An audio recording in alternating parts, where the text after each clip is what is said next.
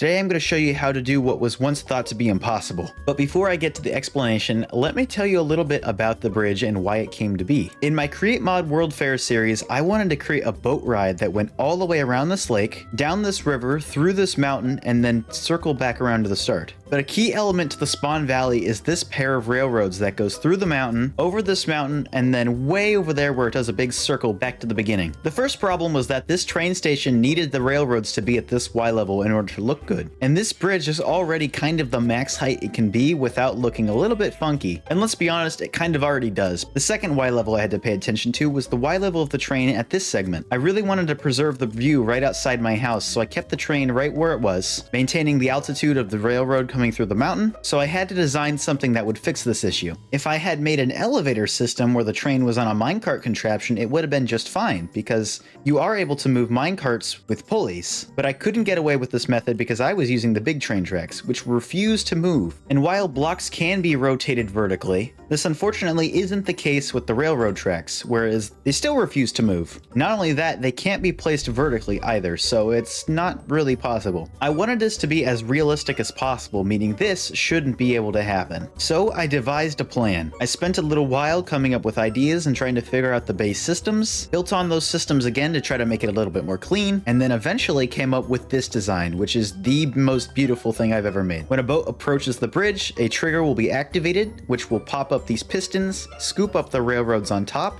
pull back, and then be lowered back down into the floor before raising up the bridge. Now our boat should be able to pass right through underneath the bridge, and then it will hit a second trigger, which will essentially do the reverse. Here's the second trigger, the bridge goes back down, this row of deployers gets shot up and places a rail through the blocks, putting back the rails that were initially broken. And so now the bridge functions as normal, the trains will pass to and fro, and everything just works perfectly. So now let me talk about the individual systems that are used to make this function. First of all, we have the train observers, which tell the bridge where the boat is at, the first one triggering the bridge to go up, and the second one triggering it to go back down. So there's one before and after the bridge. When that first trigger is activated, it extends this very long piston, which extends up the distance of the bridge +1, so it gets just the level where the railroads are at. Then there's a second piston that pushes a row of plows, and this is what breaks the railroads. There is a chest in the back that collects all the train track, and for my needs this worked just fine. If the server was open for a lot longer, I might automate the process of refilling the train tracks in the system, but because the tour only lasted a day, I opted to choose the manual method. So when this system runs out of rails, you'll have to go into the chests on the two sides and then replenish the supply in the middle chests. With this design, it is very important that anything above the pistons be removed, because otherwise it will stop and it will break the whole system. So if you're going to use a system like this, make sure this whole section is clear. Anything that moves up or down needs to be completely free of debris, and is actually what caused it to break in this clip here. Okay, bridge goes back down,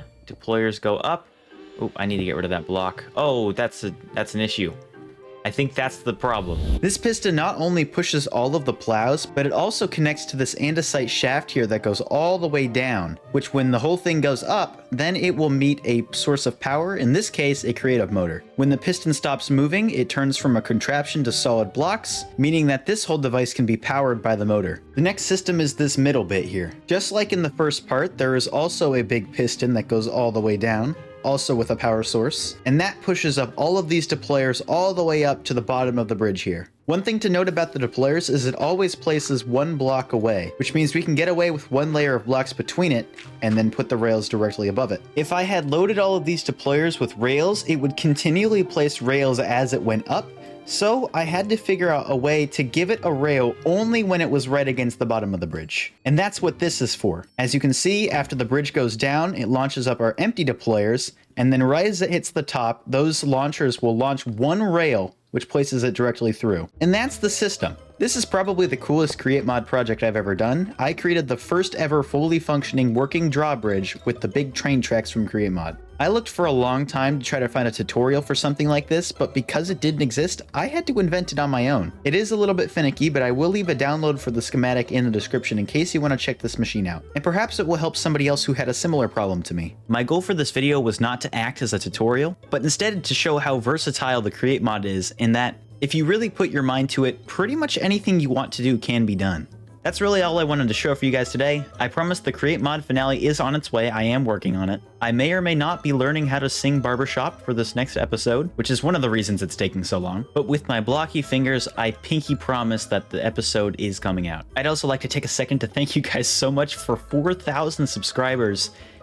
I don't even know what to say. I made my thank you video for 500 subscribers 3 months ago, and you guys have octupled that number. Don't I sound so fancy with big words? I really appreciate all the support lately. It really means a lot that you guys are sticking around. I've got a lot of projects going on right now, and I cannot wait for you guys to see them all. So I'm gonna get back to editing one of those videos. I hope you guys enjoyed this one. Thank you all so much for watching. You look absolutely gorgeous, and don't you dare forget it. I will see you all in a future video. Farewell, everybody.